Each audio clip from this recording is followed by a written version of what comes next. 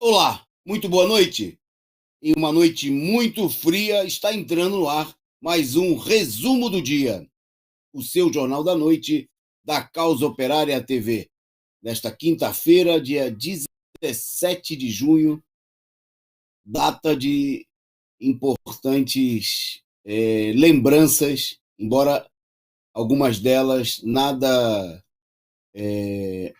não muito favoráveis. Mas nós vamos destacar no programa de hoje o país, dia 19/6, mais de 500 mil mortos.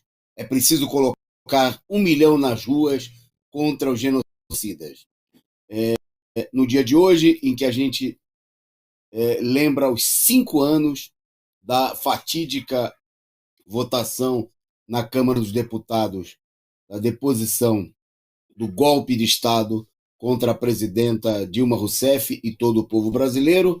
Nós vamos destacar o tema e vamos ver que esses 500 mil mortos que o Brasil deve completar no próximo sábado são nada mais, nada menos do que o resultado do golpe de Estado, daquela tarde, daquele dia em que o povo brasileiro foi golpeado duramente, né, com a votação que se deu lá no Congresso Nacional.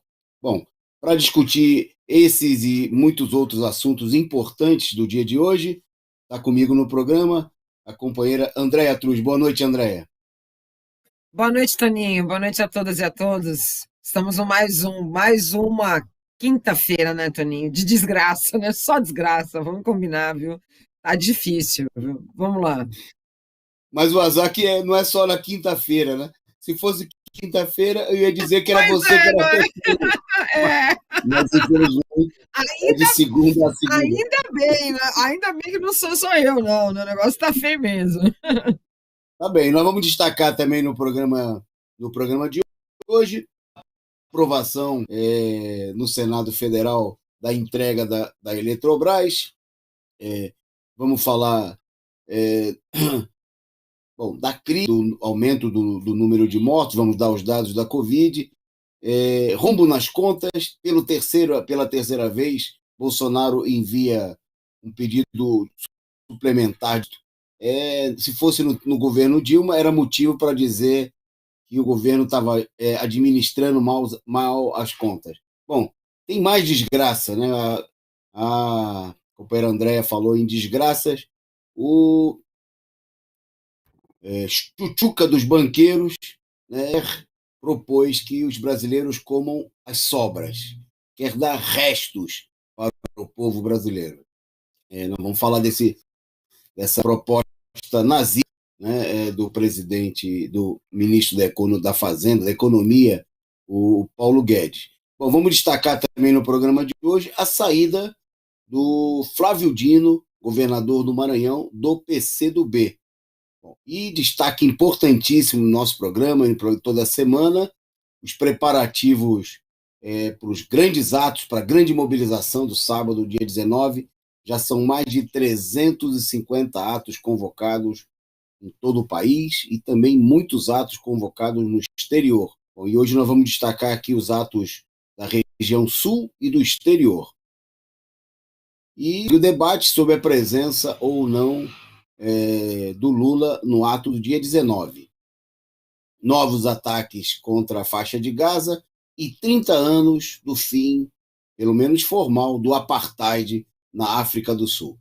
Bom, você que está aí nos acompanhando, que já chegou por aqui, fique conosco, né? Nos ajude aí compartilhando nas redes sociais, em todos os lugares aí, o link do nosso programa, do nosso canal, chamando o pessoal para assistir esse jornal que não tem rabo preso com os capitalistas, não tem patrocínio de empresas que exploram o povo, né, e que precisa do seu apoio na divulgação e também do seu apoio financeiro. Né? Você pode mandar aí o seu super chat, o seu sticker para contribuir com a gente. E principalmente se associar aqui, se inscrever, se tornar membro do nosso canal e contribuir regularmente, como já faz todo esse pessoalzinho que está com o nome de verde aqui no chat da nossa conversa, como sou eu, o Carlos Adustos, a Ana Matos, a Vera Araújo, o Aurélio dos Santos, o Bruno do Espírito Santo e muito mais gente que está por aqui e que vai estar chegando daqui a pouco. Tem muita gente chegando, gente também que nos assiste aí na madrugada, no dia seguinte, né, a nossa saudação, o nosso muito obrigado aí pela presença e pela audiência de vocês. Nós vamos direto para a pauta, porque já passa das 9 e nós temos aí importantes temas para destacar. Então, vamos começar destacar aqui uma breve pauta política que mostra a crise da direita, né? Nós destacamos aqui nos programas da semana a crise no PSDB, que se dividiu e aprovou uma proposta de prévia contrária aos interesses do principal ocupante de cargo do partido, o governador de São Paulo, João Dória. Falamos também da crise do DEM, que rachou e expulsou o ex-presidente da Câmara dos Deputados, Rodrigo Maia. Bom, ele mesmo hoje fez uma declaração que é muito sintomática da situação de falência, de crise da direita, né? Que a direita agora não tem mais no Brasil, o pessoal se chama de centro, né? É o disfarce dos calhordas, os criminosos, agora eles são todos de centro, são progressistas, são democráticos, né? Mesmo eles tendo dado o golpe de Estado. Bom, e o Rodrigo Maia disse o seguinte, que nenhum nome do centro tem musculatura suficiente para enfrentar sozinho Lula ou Bolsonaro, né? Ele fez essa declaração em entrevista à BBC News, né, e defendeu aí que um processo de diálogo contra Bolsonaro que inclua o presidente Lula, né, e se colocou à disposição de Lula para conversar com a equipe que vai organizar o plano de governo da sua candidatura. Quer dizer, a raposa querendo tomar conta do galinheiro, né? O Maia, que foi nós vamos falar daqui a pouquinho do golpe de 2016, uma das figuras de proa do golpe, teve à frente das principais armações do governo Temer. Ele mesmo se orgulha, né, de não ter apoiado aí. Bom, foi general da reforma da Previdência do Bolsonaro, com quem andou aí, Moro, bastante íntimo, né, muito próximo, né, foi, quer dizer, figura fundamental, conseguiu, impediu aí a tramitação do impeachment, mais de 60 pedidos de impeachment na época dele, né, na presidência da Câmara. Bom, agora tá porque quer meter o bedelho no programa do Lula, né? Quer dizer, é a política de dizer que nós não estamos conseguindo uma alternativa, a gente precisa se meter no time adversário, né? É um vascaíno, no caso dele é o Botafogo, né? Segundo constava das listas que ele foi denunciado, é o Botafogo querendo escalar o time do Flamengo, né? Quer dizer, é meio absurdo, um político golpista, e obviamente que toda essa suposta simpatia, né, com Lula não é nenhuma simpatia, mas é o reconhecimento, né, da própria situação de crise e a tentativa de meter o bedelho, né, no time alheio, né, interesse para minar, sabe, por dentro aí a própria candidatura do Lula. E nós vamos falar mais desse tema, mas evidentemente o fato de que, como ele diz e reconhece, da direita não ter musculatura no chamado centro, né, a direita tradicional, não quer dizer que eles não vão buscar novas armações, né, não quer dizer que eles não vão tentar novos golpes contra o próprio Lula, né, e contra o conjunto do país, ou mesmo, né, apoiar o Bolsonaro, como eles fizeram em outras oportunidades, porque foram eles, né, os verdadeiros pais, esse centro aí, os pais, os progenitores, né, pais e mães, eles que pariram o Bolsonaro, né, apoiaram o Bolsonaro para impedir a vitória da esquerda. Bom, por falar em política de direita, que segue a todo vapor no Congresso Nacional, o Senado aprovou hoje a entrega da Eletrobras. Bom, para contar para vocês o que aconteceu e as consequências dessa aprovação, eu passo a bola para Andréia. Vai lá, com você. Pois é, Toninho, essa privatização da Eletrobras, ela é estranha demais, né? Muito esquisita, muito esquisita. Bom, o resultado foram 42 a favor e 37 contrários, imagina, né? Se é um processo de privatização que os próprios senadores, né, e senadores que são conservadores, senadores que são neoliberais, né, e que acham que não dá para fazer esse tipo de privatização, não do jeito que está sendo desenhada, né?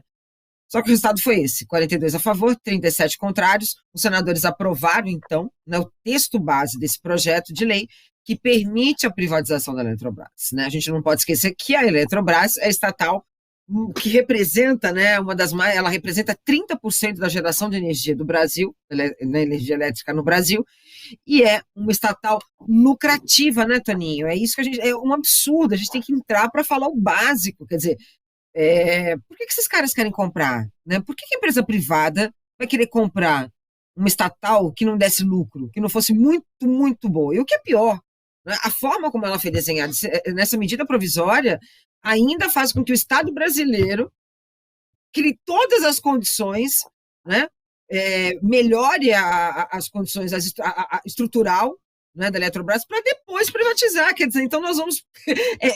Típica forma de privatização. Quem é aqui de São Paulo sabe do processo aqui dos pedágios, né? O PSDB arrumou tudo e depois privatizou. Isso, mais ou menos, que está acontecendo, né? Só que num governo que a gente sabe, né, que uma das pessoas que estão ligadas a esse processo de privatização é ligado ao agronegócio, é ligado aos interesses, né, do bolsonarismo, e é isso. Né? Nós temos um crime de lesa pátria, né? Um crime contra a nação, como disse a presidenta Dilma Rousseff. A energia produzida pelo país, né, pelas grandes hidrelétricas, cujos investimentos brasileiros já pagaram, vai ser privatizada. Né? Nós vamos pagar outra vez essa energia em nossas contas de luz. Termino dizendo que a fala da Dilma, né? Toninho, e os especialistas de diversas áreas e trabalhadores do setor elétrico denunciaram, acho que vamos continuar a denunciar, porque vai resultar a perda da soberania no setor elétrico, o aumento da tarifa, né? E, com certeza, né, Toninho, quem é que vai querer comprar o montante no interior do Brasil, né? Então a gente vai criar ainda um fosso, né, com relação às capitais e o interior. Passo para você. Ok? Bom, seguindo aqui na nossa pauta, vamos para um tema de muita importância no dia de hoje. 5 anos da votação do impeachment na Câmara dos Deputados. Bom, nós vamos tratar desse tema aqui com várias imagens, vou pedir aí também, logicamente, a participação da Andréia, porque é um tema muito importante. Bom, sob a presidência do deputado Eduardo Cunha, né, do MDB, agora MDB, 17 de junho de 2021, a Câmara aprovava, né, a abertura do processo de impeachment, encaminhava o processo de impeachment. Bom, aí você tem aí o líder do PSDB à época, né, discursando a favor do impeachment, né?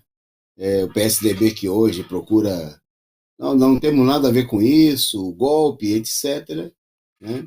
Mas que foi um dos principais articuladores do golpe, né? Contratou os advogados, né? Coordenou todo o processo golpista, assim como os principais partidos da direita e muitos elementos aí que, bom, e o resultado foi esse daí, né? 367 votos a favor e 137 contrários. Era o desfecho do processo e era o encaminhamento do processo para o Senado, que resultava no afastamento da presidenta Dilma Rousseff, né? E a partir desse momento, na posse, naquele momento provisória, do golpista, do vice-presidente da República, Michel Temer. Bom, tá aí o Paulinho da Força, né, presidente da Força Sindical, também hoje, né, tenta se passar aí pro progressista, do lado dos trabalhadores. Bom, na sequência, ele vai apoiar aí ele e todos esses golpistas, né, vão apoiar o governo do Temer e as principais medidas adotadas pelo governo contra os trabalhadores e cujo resultado, né, o povo brasileiro sente na pele hoje. Né? Importante destacar, está aí o Rodrigo Maia, de quem a gente falava há pouco. Né? Agora, filho feio pai, né? Ninguém é dono do golpe, mas está aí, né? Tá a história, tá os registros para mostrar de que lado estavam todos esses calhordas, esses índios do povo brasileiro, né? Que agora se insinuam, né? Diante do agravamento da crise. Está aí o Bolsonaro, no momento que ele proferia seu macabro voto, né? Fazendo inclusive saudações aí aos torturadores, ao brilhante Ustra, né, contra a presidenta Dilma, né? E bom, um primeiro aspecto, obviamente, é que isso aí, o país naquele momento foi marcado aí por uma intensa mobilização, dividido, né? Dividido, mas com nunca, cada vez que a esquerda foi tomando consciência, os atos da esquerda foram sendo cada vez maiores, né?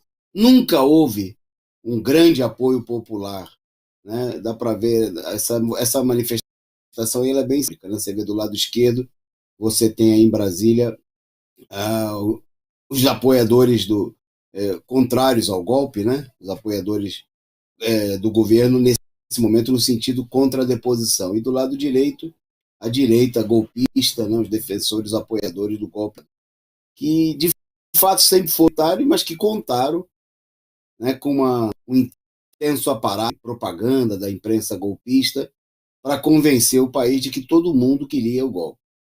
Né? Foi uma derrota profunda, muito sentida, né, de todo o ativismo classista, de todos aqueles da esquerda que lutaram, né, que se levantaram contra o golpe, né, que perceberam, né, ainda que de maneira limitada, o que representava essa derrota, né, naquele momento, e cujas consequências, né,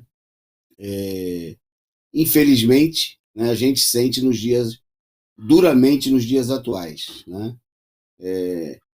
Na sequência do impeachment, houve a tentativa de um movimento do qual nós participamos, aí, procuramos liderar junto com uma minoria de setores do PT, de lutar pela anulação do impeachment. A esquerda abandonou a luta, uma boa parte da esquerda abandonou a luta contra o golpe, né?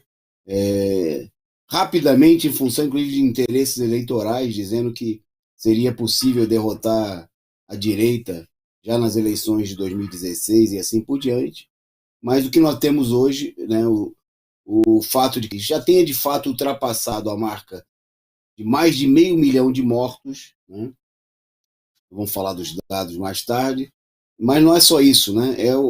Não é uma coincidência, né? A fome que assola o país de maneira brutal e todo o sofrimento do povo brasileiro são um produto direto dos acontecimentos de 2016 e que antes precipitaram o golpe e que colocam a necessidade, né, de lotar as ruas novamente, né, retomar aí a mobilização para derrotar os mesmos inimigos de 2016. Eles agora se apresentam aparentemente nesse momento divididos.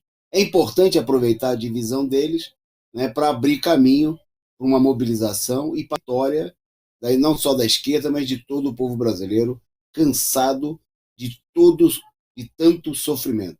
Vou passar um pouquinho para você, Andréa, para comentar, né, você também que vivenciou todo esse momento, toda essa luta, esse momento triste, né, e os resultados aí que nós temos aí, que quem está pagando a conta é o povo brasileiro. Né? Pois é, Toninho, né? Uma coisa que a gente não pode esquecer é aquela fala da Dilma, né? Quando ela disse o que nós perderíamos, né? A sequência das perdas. E é isso. A gente tem vivido é exatamente isso. É um processo de perdas, né? De privatizações, de perdas de políticas públicas, o retorno de uma fome estrutural, né? esse projeto privatista que continua, não é? Que é a parte, é o eixo central desse golpe. A gente não pode esquecer que desde os anos 90, desde a redemocratização, havia uma tentativa, não é? De estatizar. Não é? Nos anos 90, a partir de Collor, né? Nós temos esse processo de restatização, de desestatização. Lá atrás, né? Com o Guedes, agora aqui com o Guedes, momentos em que eles tentaram colocar isso numa agenda muito mais forte, e que não conseguiram, né? E que tiveram que tirar o PT para colocar em prática, mas é isso que a gente tem visto agora, Toninho. Terra arrasada. O Brasil acabou, né? Nós não temos mais um país, a gente tem um fosso, né? Um fosso social entre pobres e muitos, né? E milionários, né? Sem perspectiva, sem crescimento. Um caos, né? Um caos. É isso. O preço maior que a gente está pagando do golpe é isso, é esse caos, né? Mas olha, Toninho, acho que o ponto que a gente também tem que lembrar é que essas figuras que deram golpe, elas sortearam, né? Poderia ser qualquer um, porque indiretamente o Temer assume, mas figuras que estavam no governo do Temer são figuras que apoiam o Bolsonaro. Então a gente percebe que a extrema-direita já estava se articulando, inclusive com as Forças Armadas, né? Lá e agora. Exatamente. Bom, vamos falar aí de vários resultados dessa situação, né? E o primeiro deles vem na forma de um comentário, de um relato que é importante, dos trabalhadores de cemitérios, né? Mas que é um dado, depois dessa notícia do golpe, é bem significativo para ilustrar, né, aquilo que é uma das poucas coisas que cresce e se desenvolve no Brasil, que é a abertura de covas. Com você, Andréia. Pois é, Toninho, e aí acho que o relato que chama mais atenção nessa história é o fato de que os governos mais antigos, eles não se lembram de ter feito mais de 10 enterros noturnos, né? Ah, eles estão falando que eles abrem diariamente 600 sepulturas, são cavadas diariamente, né? Agora, Toninho, no caso, eu fiquei muito na reportagem, quando eu estava dando uma olhada, me tocou muito essa questão do enterro noturno, porque tem vários fatores, não é? Primeiro é essa questão é, de ser anormal, porque, né, você tem um horário ali para, normalmente, né, estabelecido durante o dia para o enterro, né? Isso demonstra como eles estão trabalhando de uma forma, não é, insalubre.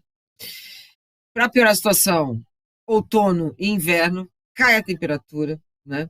Essa contratação, ainda tiveram que contratar mais pessoas, mais veículos, uma insegurança por parte também, não é, dos trabalhadores, porque eles estão, né, sofrendo e muito, não é? Porque o trabalho aumentou, não é? Não melhoraram as condições de trabalho. Foram vacinados, né, Toninho? A pergunta básica: será que os coveiros já foram vacinados? Será que os coveiros são essenciais para os governos, né? Para o governo do Estado de São Paulo, para a prefeitura do município de São Paulo? Não só do município de São Paulo, mas né, para as prefeituras? Enfim, eu duvido muito, né? E os coveiros, enfim, relatam um trabalho exaustivo, Toninho. Eles falam que são por volta, né, de 8 coveiros, né, vestidos de branco, são máscaras, são luvas, chegam caminhões, eles formam um círculo e começam, né, a cavar, enfim. E a pressão psicológica também, né, Toninho? É muito enterro. Eles chegaram a fazer 60, em 2020, no ano passado, hein, em maio de 2020, foram 60 sepulturas por dia. Agora, são 6 máquinas cavando 200 covas por dia, né? E eles trabalhando até as 22 horas. A gente tem mais, né? A gente está desde o ano passado falando muito sobre a pandemia, a gente fala muito sobre esses números, Toninho, e uma coisa que a gente sempre relata é que há uma subnotificação. E essa subnotificação realmente existe, acho que esses dados, inclusive, que são colocados pela própria pelos coveiros, é uma demonstração, né? Muito número de covas abrindo, muitos enterros acontecendo à noite. Vila Formosa, né, que é o local, né, final de descanso, né, de mais de 1,5 milhões de pessoas, que é o maior cemitério da América Latina, em março atingiu um pico de 105 enterros num único dia. 3 vezes a média maior do que a pré-pandemia. E no dia 30 de março, a cidade bateu um novo recorde quando enterrou 426 pessoas num só dia, Toninho. Enfim, são números que mostram, né, nos traz várias informações, mas o que me deixa mais preocupado é com realmente, primeiro, a saúde desses trabalhadores, e segundo, a subnotificação, né, Toninho? É isso. São dados que mostram na prática, né, que a realidade é ainda pior, né, do que a situação grave que a gente vê apresentada aí no país.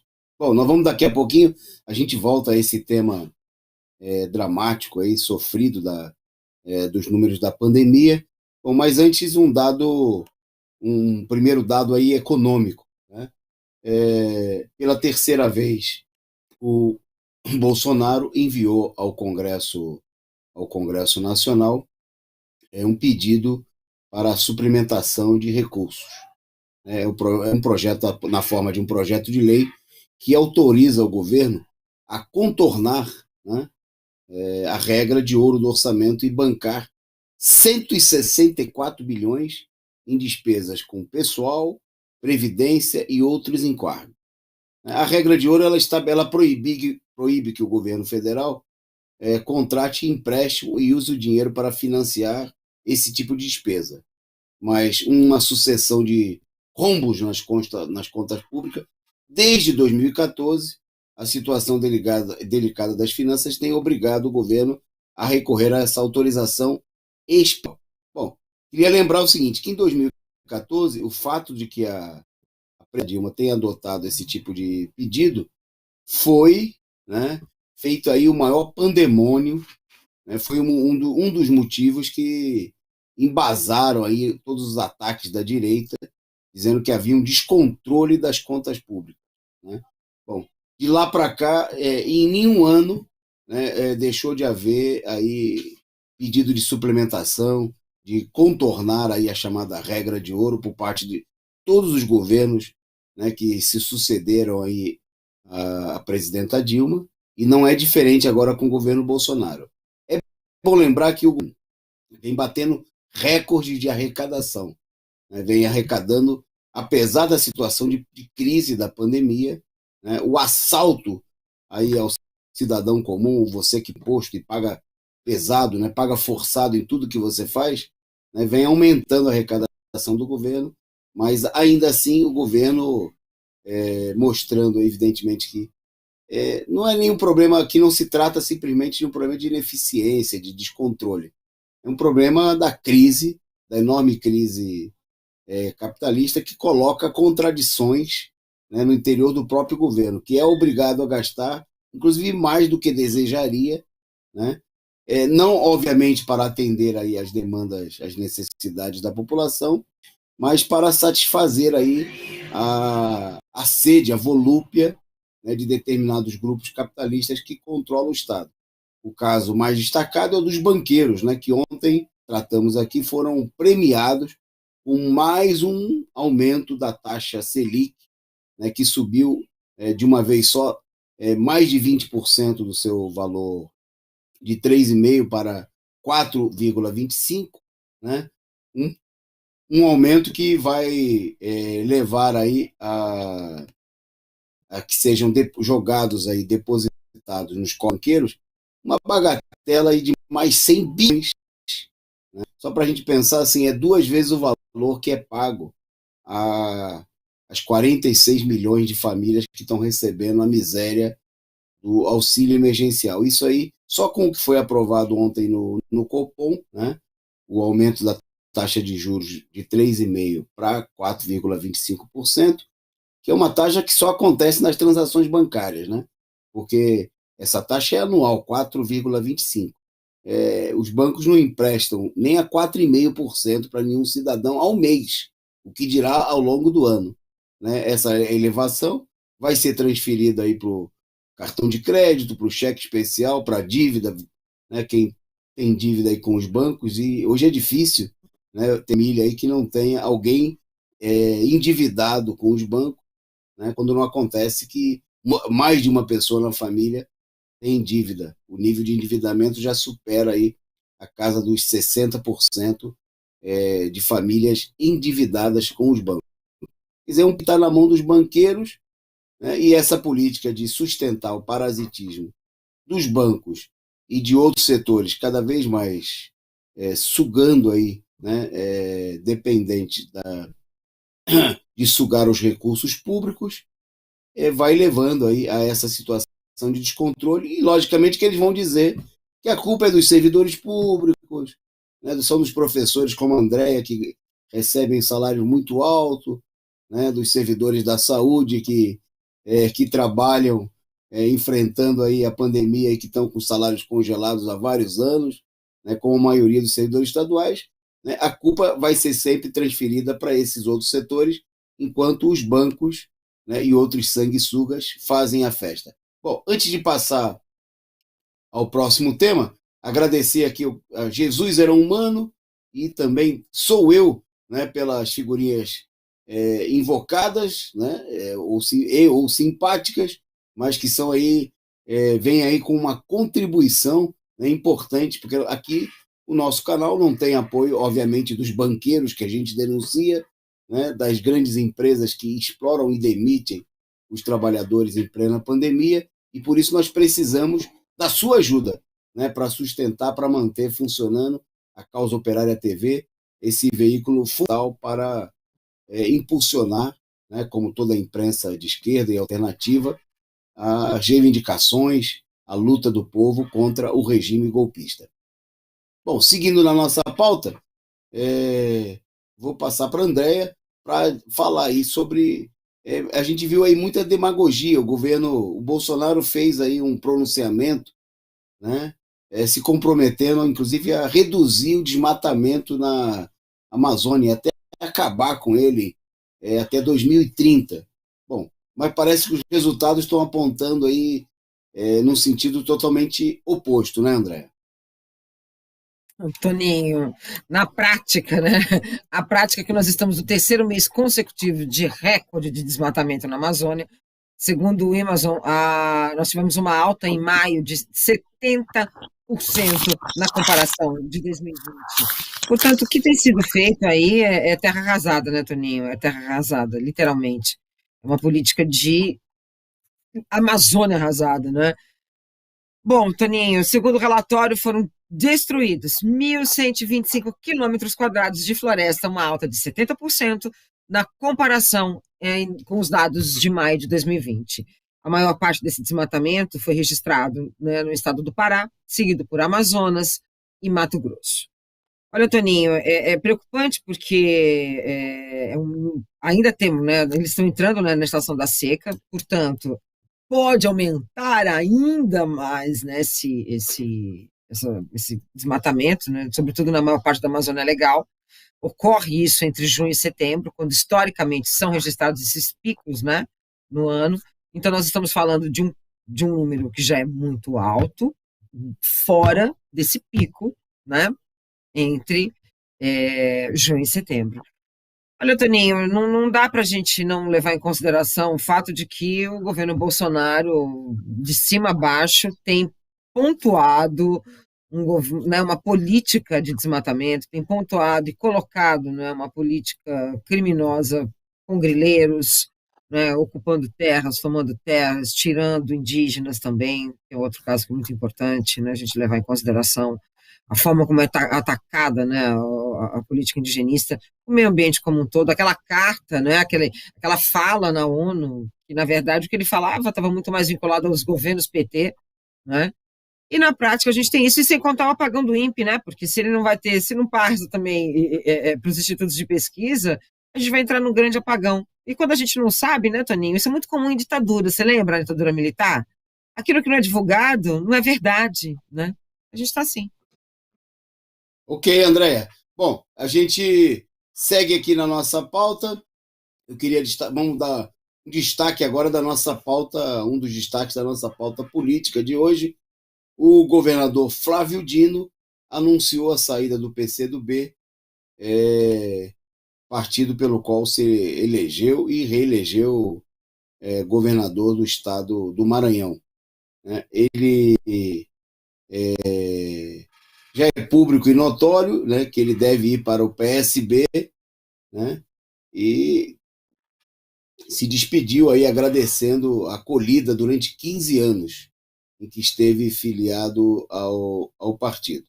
Bom, eu começaria destacando o fato de que a segunda estrela, né, partidária, que essa semana ele que aparece aí na foto ao lado do presidente do PSB, o Carlos Sampaio,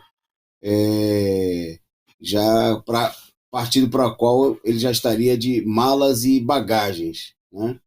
Mas eu dizia o seguinte, que é a segunda estrela de um partido de esquerda, um segundo político destacado que essa semana deixa as fileiras do seu partido. O primeiro foi no final da semana passada, o deputado Marcelo Freixo, que deixou o PSOL, também para ir para o PSB, e agora, desta vez, o governador do Maranhão, que era o único governador do PCdoB. Bom, um primeiro aspecto, até aí nenhuma novidade, né? O Flávio Dino vinha buscando aí uma política de como se projetar em nível nacional e, em geral, na maioria, na quase totalidade dos partidos, os partidos eles são meras vias de acesso, né, para os políticos. Eles são instrumentos de carreira. Né? Os políticos não são políticos de partido, mas eles usam os partidos e, obviamente, que tem partidos que se prestam mais diretamente a essa tarefa. Né? O PSOL tradicionalmente virou uma incubadora de políticos para a burguesia. Né? Ao longo dos últimos anos, aí, desde a sua criação, o PSOL projetou uma série de atos que foram depois servir aos interesses de partido da direita. E Luiz Helena, né? Todos os grandes líderes da esquerda, né? O próprio Randolfo Rodrigues, que foi parar na rede, né? Um partido também da Marina Silva, da mesma maneira que a Luiz Helena, o pastor, o Cabo Daciolo, né? Eleito deputado pelo PSOL no Rio de Janeiro. São muitos os casos, né? A gente poderia... Bom, nós temos o caso do Boulos aqui em São Paulo, que entrou no pé, filiou o PSOL uma semana antes de ser lançado candidato à presidência da República, né? E nós temos agora o caso do Marcelo Freixo, que já tinha chantageado o partido dele várias vezes, quando, por exemplo, no ano passado, um candidato a deputado, recebeu dinheiro do Armínio Fraga, né, e de outros banqueiros, e diante da ameaça de expulsão do militante do partido, o Freixo disse que se isso acontecesse, ele deixava o PSOL. Né? Não deixou naquele momento, inclusive quando ele se recusou, deixou de ser candidato do PSOL no Rio de Janeiro, para explicitamente, e a gente dizia isso, e o pessoal falava que era uma maldade do PCO, né, dizer que o Freixo tinha deixado de ser candidato para ajudar a eleição do Eduardo Paes. Bom, o resultado foi o que ele fez, né, e arrastou inclusive a esquerda para apoiar o Eduardo Paes, o candidato do partido da ditadura militar, do DEM, e agora, né, tanto ele como o Eduardo Paes deixou o DEM para ir para o PSD, caminho que deve ser seguido pelo Rodrigo Maia, e o Freixo está deixando o PSOL para ir para o PSB para costurar o que ele mesmo define como um arco mais amplo de alianças. O que é importante para o político é a sua candidatura. Os partidos que se dão em futebol clube. Né? O coletivo, a militância, os partidos, que importância tem? Né? E são muitos. A burguesia está repleta desses exemplos, né, desses políticos. Alguns fazem passagem pelos partidos da esquerda. Né? Nós temos aí no próprio PT o caso da Marta Suplicy, né, que abandonou o PT depois de ter usado para se projetar politicamente e virou ministra do Temer, né, elemento aí de direita apoiando candidatos do PSDB, etc, etc. Bom, o Flávio Dino vai na mesma onda nesse momento. É visível que o PSB está buscando se fortalecer aí como um partido com vínculos aí muito fortes com setores da burguesia. É bom lembrar que o PSB apoiou o impeachment da presidenta Dilma, né? Fechou questão em torno do impeachment e votou em várias matérias esse da direita e da burguesia. Esteve aí por vários anos no governo do PSDB em São Paulo, né, com o vice-governador, o Márcio França, né, que foi candidato aí ao governo e recentemente à prefeitura, apoiado claramente por uma ala do PSDB, os setores ligados aí ao Geraldo Alckmin e assim por diante. Então aí esses políticos de passagem, no caso do PCdoB, há alguns sinais aí de muito públicos e notórios de que há uma discussão de fusão do próprio partido com o PSB, né? Com que o partido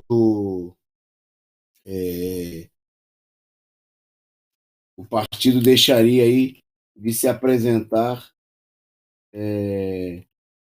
de maneira independente, aí, um partido que tem uma presença, né, de décadas aí no cenário político nacional, e tudo justificado em cima de interesses eleitorais. Até porque a maioria da esquerda e os seus políticos há muito pararam de levar uma luta política que se dê por fora, ou, digamos assim, que não tenha como único aspecto a luta e a disputa eleitoral. Então, é o vale tudo pelas eleições, né? Para tentar se eleger, para conquistar um cargo, você pode fazer qualquer coisa. Muda de partido como quem muda de camisa, como se, inclusive, um partido fosse uma espécie de time de futebol, que a pessoa é contratada e trabalha naquele clube, amanhã vai jogar no outro, hoje está no Corinthians, amanhã está no Palmeiras, né? Quem dá mais, o político, né? É disso nitidamente que se trata, né? Não tem nada, não se trata, obviamente, de nenhum tipo de aproximação ideológica ou de um acordo político mais amplo, mas é que esses políticos são políticos de carreira, são profissionais da política, né? Ou prostitutos da política, que fazem qualquer coisa por cargo ou por dinheiro, né? As profissionais do sexo fazem por dinheiro, por uma profissão, né? Eles fazem por uma degradação, por um interesse vil do vil metal, né? Por ascensão social, e hoje estão num partido de esquerda, amanhã pode estar num partido dito de centro, ou quem sabe até num partido, numa frente com partidos de direita, como é defendido pelo Dino. O Dino é defensor aí da política da frente ampla. Ele é também cotado aí como um dos possíveis vices do Lula, mas está claro que, inclusive, para que ele possa se colocar nessa possibilidade, ele não vai como vice do Lula, como um representante de um setor à esquerda, né, mas já de um partido que apoiou diretamente o golpe de Estado, né, que votou pela deposição da presidenta Dilma Rousseff, que é o PSB. Né, são aí as movimentações que acontecem no interior dos partidos da burguesia.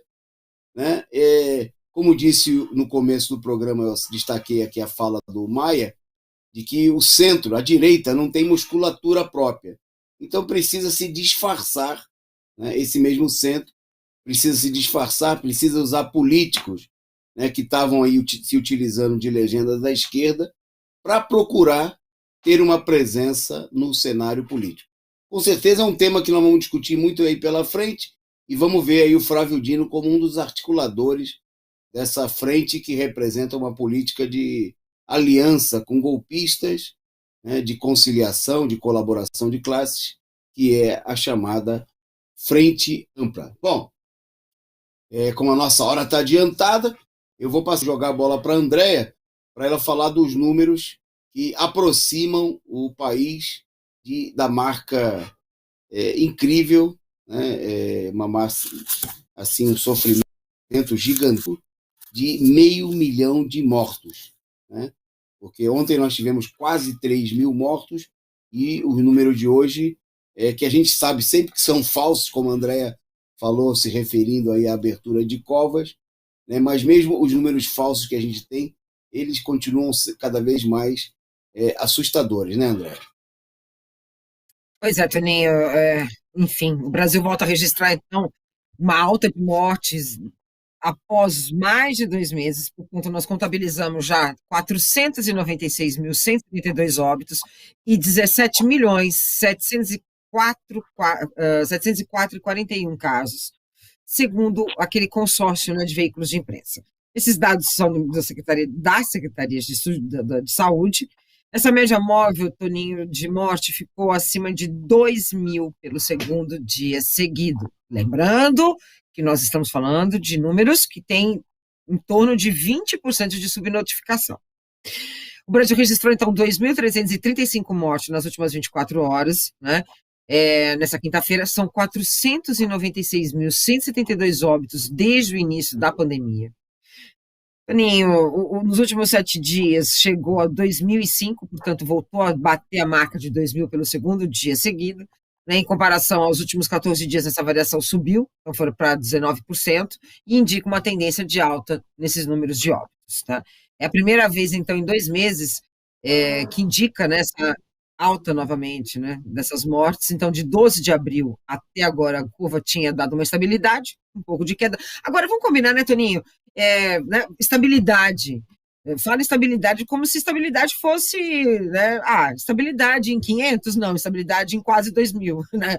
Então isso não é uma estabilidade, é um pico que se permanece e agora voltou a ter uma ascendência de casos, quer dizer, aumentou, né, o número de casos. Mas dizer que é estável é tirar sarro da nossa cara também, né? Porque é estável a 2.000, né? Ah, não, tá estável, né? Antes era estável em 1.000, agora estava em 2.000 e, sei lá, né? Quem sabe até o final do ano vai ser estável em 3. De 17 de março até 10 de maio, portanto, foram 55 dias seguidos com essa média acima de 12.000, né? 2.000 mortes. E no pior momento, chegamos a 3.125 mortes, que foi no dia 12 de abril. 9 estados aparecem com tendência novamente, né? Então, nós temos Paraná, Amapá, Roraima, Goiás, Paraíba, Rio de Janeiro, São Paulo, Rio Grande do Sul e Maranhão. Em casos confirmados desde o começo, são 17, né, aqueles 17.704.041 casos, brasileiros que, né, já tiveram ou não o coronavírus. Desses, nós tivemos 74.327 confirmações no último dia, portanto, né, isso mostra o quanto a nossa vacinação ainda é baixa, porque ela não tá, né, ela não consegue gerar ali uma queda, né, no número de pessoas que estão adoecendo. Enfim, Toninho, os casos seguem com estabilidade, né, para cima, né, estabilidade a quase 2.000. Chegamos a 51 dias seguidos em que a curva, né, dos diagnósticos tem apontado então, esse ritmo estável para cima, né? E é isso, Toninho, é um caos, o que a gente vive é um caos. A vacinação, desde o começo, né, o Brasil vacinou 60 mil, o Brasil, né, 60.381.020 pessoas já tomaram a primeira dose, contra a Covid, segundo o novo balanço desse consórcio, que corresponde a 28%, né, 28,51% da população. A segunda dose foi aplicada a 24.085.577, portanto, a 11,37%. O fato de você não ter tido essas duas doses, isso vai implicar, né, em problemas com relação à imunização.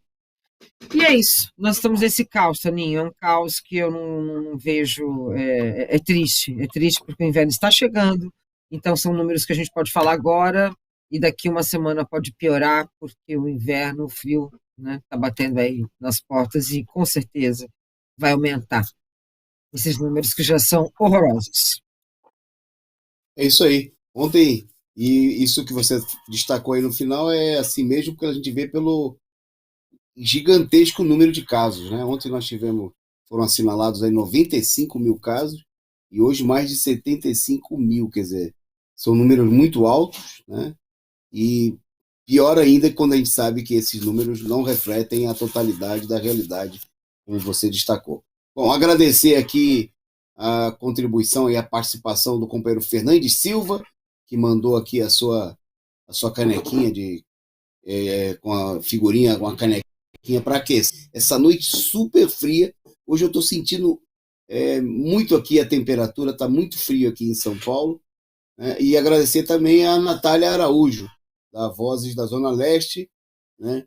E companheiros que com certeza vão estar conosco no sábado nas ruas. Daqui a pouquinho nós vamos falar dos atos, né? Porque para enfrentar essa situação é somente a mobilização do povo, né, para derrotar a direita. Bom, rapidamente aqui destacar aí as declarações que são dignas de né, de um verdadeiro inimigo do povo, né, um bestial, um serviçal dos banqueiros. O ministro da Fazenda, né, em uma palestra para os donos dos empresários das associações de supermercados, a ABRAS, Associação Brasileira de Supermercados, juntamente com a ministra da Economia, a ministra Veneno, né, Tereza Cristina, o Paulo Guedes defendeu uma política que a gente é muito semelhante à que foi defendida aqui pelo Covas. O Covas propôs dar ração, né, para os alunos nas escolas públicas de São Paulo. Vocês se lembram aí na gestão dele na prefeitura de São Paulo. Bom, o ministro da Fazenda hoje defendeu dar incentivos, quer dizer, para que o que é jogado fora, palavras do Guedes, para o que é jogado fora possa ser endereçado aos mais necessitados. Ele propôs uma política de dar os restos para os pobres, né? Ele fez comparações que mostram o nível de canalice, né, comparando aí a alimentação do povo brasileiro com o povo europeu, né, e a palavra dele. Quando você vê um prato da classe média europeia, já enfrentou 2 guerras, são pratos relativamente pequenos. E nossos aqui, nós fazemos almoço que muitas vezes é uma sobra enorme. Aqui o povo está se esbaldando de tanta comida. Está sobrando comida, seu canalha. Né? São declarações de um verdadeiro nazista, né, de uma pessoa que não tem nenhuma sensibilidade. Eu destaco até o comentário feito aí pela presidenta do PT, a companheira Gleice Hoffmann, que classificou a declaração do Guedes como sendo de um higienista. Né? Disse ela, não basta o vírus e a fome. Esse governo é higienista. Né? Mostrando aí a política nazista, né? A política de perversidade sem limite, né? De que defender que os pobres, que a população seja alimentada com o resto de comida. Né? Bom, isso num país que bate recordes seguidos, né, de produção de alimentos, em que não está sobrando produtos, né, e que o governo golpista, o governo improvisado aí do Bolsonaro, da direita, permite que mesmo durante a pandemia, quando está família, quando tem 120 milhões de pessoas em situação é de insuficiência alimentar. Na realidade, no popular é fome. Nos mais distintos níveis, os produtos alimentícios continuem sendo exportados, né, enquanto aqui no Brasil eles disparam no preço, né, pela capacidade do mercado interno competir com a venda, do preço de venda do exterior em dólar, né, e coisa que faz a festa, faz a farra do agronegócio, mas que leva aí a população brasileira a uma situação totalmente insuportável. Né? E aí você tem declaração como essa, né, de um verdadeiro calhorda, como é o Paulo Guedes, né, a tchutchuca dos banqueiros, de que precisa dar comida, precisa dar sobra, resto de comida, né, para os pobres se alimentarem. Né? Nazista, né, que mostra, inclusive, que o problema, muito além daquilo que muita gente procura aqui, não é só o Bolsonaro. Esse aí é o educadinho do governo. Né? É o lado científico, né? É o lado técnico do governo. Né? Mostra que, evidentemente, nós estamos diante de uma política criminosa, né? Que não é só o Bolsonaro, mas que é toda a corja, inclusive, né, do público que estava lá assistindo, os donos de supermercados, né, dos seus representantes políticos oficiais que não estão, muitos deles não estão no governo, mas partidos da direita.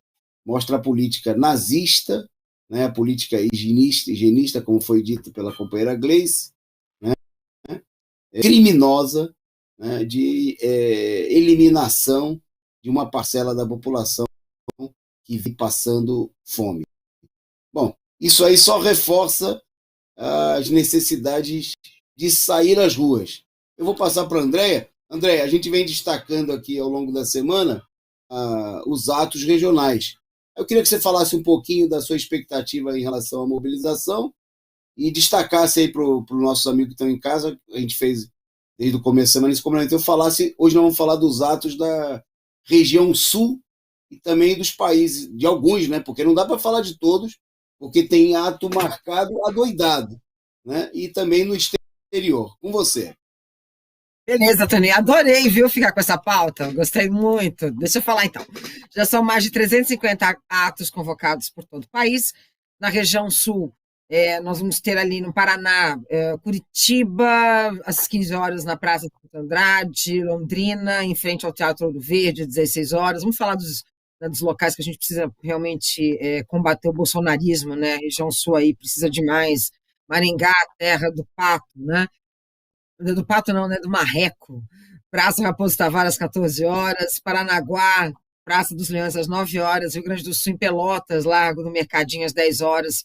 Temos também em Porto Alegre, no Mercado Municipal, em marcha, até o Largo do Zumbi dos Palmares, às 15 horas. Blumenau, na Praça do Teatro Carlos Gomes, às 10 horas.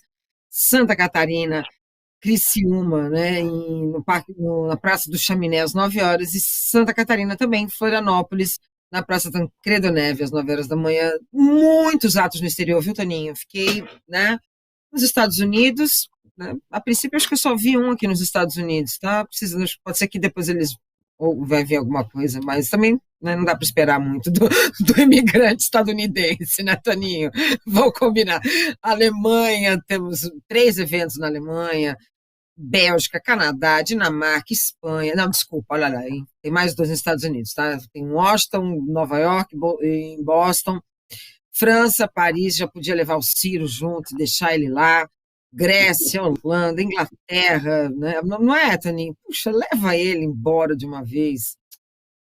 Irlanda, Portugal, Reino Unido, Suíça e Itália. Olha, Toninho, a minha expectativa é te encontrar lá, né? Eu vou encontrar vocês lá na barraca também do PCO. Minha expectativa é ver a volta, né, ali de você poder. É a primeira que eu estou voltando, né? Porque a última que teve no dia 29, eu estava com uma entrevista, estava com plantão no 247, não fui. Queria ver o Lula, mas ao mesmo tempo, não sei se ele vai conseguir aparecer, mas acho que seria muito importante a presença dele lá. Quero ver muita gente na rua, quero ver muito fora Bolsonaro, quero que as pessoas, sei lá, levem, né, em consideração esse desmonte todo desse país, nesse buraco, né? E vamos com todo o cuidado possível, né? E aquilo que a gente faz, né, Toninho? Pontuar sempre um fora Bolsonaro imenso. Então, eu espero um dia de agito, um dia de agito. Vou ter uma hora que eu volto, vou lá para o 24, não vou fazer ancoragem do 247, mas como eu vou estar lá em São Paulo, eu volto depois para Paulista, então vai ser um dia bom. Espero Beleza. ter tudo bem, né, Toninho? Espero que não sobe pra gente, né? Vai ser um dia agitado, com certeza, um dia de muita mobilização, e a gente espera ter aí 1 milhão de pessoas na rua, porque a gente tem mais de 500 mil de mortos, vamos ter no sábado, mais de 500 mil mortos, e o único caminho para parar essa carnificina, né, essa política genocida e nazista, né, de gente que quer que o povo coma resto ou morra de fome, é o da mobilização, o do enfrentamento diretamente nas ruas, colocando milhões nas ruas.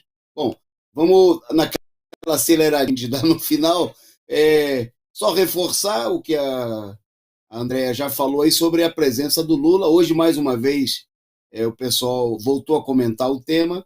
O Lula deu em nova entrevista, né, voltou a falar, destacou a importância da mobilização, né, apoiou aí mais uma vez publicamente. Ele disse da preocupação dele de não querer transformar os atos em um ato político eleitoral, É exatamente disso que não se trata, Lula, né? A importância do Lula não é por um problema simplesmente de fazer longo, problema de fazer campanha eleitoral. É que o presidente Lula ele é um fator de mobilização, né? Ele é um fator que ajuda a presença dele, acrescenta, agrega. Ele não é a liderança que vai lá para se que precisa de estar no ato para se promover, para fazer discurso, né? Ele é a liderança que, com a presença dele, pode ajudar a impulsionar a mobilização. E a gente sabe o seguinte: quanto maiores forem as mobilizações, né, mais a gente aprofunda a crise do governo e a gente abre caminho para uma saída popular diante da situação, né? Esse é o único caminho, não tem outro jeito, né? Intensificar, fazer crescer as mobilizações, né? Aprofundá-las e abrir aí, através da mobilização nas ruas, um caminho que leve à derrubada, né, do governo Bolsonaro e de toda a direita. Por isso nós precisamos do Lula. O Lula é uma arma fundamental. Bom, Andréia, eu só anunciar rapidamente aqui um destaque que voltaram a acontecer hoje ataques aí na faixa de Gaza, né? E aí depois o último tema, eu peço que você me ajude a comentar aí, a gente celebrar aí 30 anos do fim. Hoje, só rapidamente sobre a faixa de Gaza, é, é o segundo dia, né, de novos ataques na primeira semana do novo governo, mostrando que em Israel se comprova que não adianta trocar 6 por meia dúzia, né? Trocaram o governo, mas um governo continua aí, um governo da extrema direita, inclusive numa frente ampla, já que a posse dele foi no domingo, foi apoiada inclusive por partidos de esquerda, partido ligado aí aos próprios movimentos árabes, da esquerda árabe, no interior do próprio Estado de Israel, né? Então é preciso, é um exemplo muito claro que, mais um exemplo, são muitos, de que não adianta trocar simplesmente a figura, né? É preciso aí derrotar a direita através da mobilização, que uma troca de governo não é suficiente. André, e hoje se celebram aí os 30 anos do fim formal, né, da votação no Congresso Sul-Africano, do fim do regime do apartheid.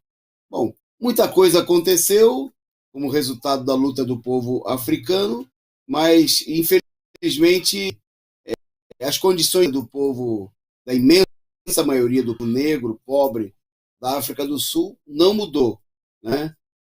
Segue aí a burguesia branca, racista, que dominava o antigo regime, né? Apesar, né, da vitória popular, que foi aí a libertação do Mandela, a chegada ele até o governo, isso não foi suficiente para mudar, né, o regime de exploração, de miséria e fome da população negra. Bom, eu passo para você encerrar com um comentário aí sobre o apartheid, o fim do apartheid, e da luta que a gente tem até hoje, inclusive aqui no Brasil, né, para acabar com o verdadeiro regime de apartheid social que nós temos aqui. Com você, Andréa. Pois é, Toninho. Eu acho que o apartheid, para quem, né, viveu esse momento histórico, né, para quem assistiu o apartheid, né, e a dificuldade que era, e a injustiça que era, né, a situação do Mandela, né, da luta de Madiba, né, e as vítimas também, Toninho, me chama muita atenção uma coisa que eles fizeram, que foi a justiça de transição, né, na África do Sul. Então, eles passaram por um processo de memória, verdade e justiça, justiça de transição. Ali eles optaram, né, por um tipo de julgamento que era julgamentos conciliatórios, quer dizer, então você ali não teria a pena. Alguns casos chegaram assim ter uma pena porque o absurdo, né, a violência, o uso isso de uma violência institucional e de Estado era muito forte, né? Mas eles usaram isso de uma forma muito contundente. E aí você vê os relatos, né? Quando você lê os relatos, e tem até filme que conta, que relata também essa história, né, da justiça de transição lá. Toninho, primeiro o absurdo, né, segundo, do neocolonialismo, de uma perspectiva eurocêntrica, de acreditar que tem ali um processo civilizatório, né, que esse processo civilizatório te dá o direito de você tomar um país, não é, e a partir dali colocar 99% dele num gueto, né, e viver com o restante da extensão territorial, né, usar e abusar das riquezas naturais. Mandela, né, uma figura muito importante nesse processo, que optou pela conciliação, né? Nesse caso, ele é muito parecido com o Lula, né, Toninho? Ele é um conciliatório, né? Ele não é né? Eu acho que ele é acho que o processo revolucionário dele vem em outro sentido, mas ele é uma figura conciliatória. Se tornou vice com seu algoz, eu não sei se eu teria esse sangue frio assim, não. Mas ele fez isso, né? Então acho que e trouxe, né? Por outro lado, acho que esse pode ter sido o problema, né? Essa essa ideia, né, de que a população sul-africana deveria aceitar, né, esse tipo de conciliação. E a herança é essa, né, Toninho? Ainda vive um processo de exclusão, uma exclusão social, né, enfim. A gente tem muito que aprender ainda, mas para quem viveu o apartheid, eu me lembro do dia que acabou e não acreditava que isso acabaria, né? Eu era jovem, né? Mas de lá para cá a gente vê que tem uma luta muito grande ainda. Ok, porque as ditaduras também caem, né? E o que a gente precisa fazer é que um delas seja um fim definitivo que abra caminho, né, para uma verdadeira melhoria das condições de vida da maioria do povo. Andréa, um super boa noite. A gente se vê no sábado, né, assim como a gente espera encontrar muita gente conosco aqui. Com certeza, nós vamos encontrar muitos amigos aqui do canal, do nosso programa, que acompanham a nossa transmissão. Um abração para você e para todos. E até Abraço, sábado. Toninho. Até sábado, até sábado. E, ó, se Lula estiver lá, eu vou subir nesse palanque. Eu vou lá contigo. Tamo junto. Um Falou, abraço. Toninho.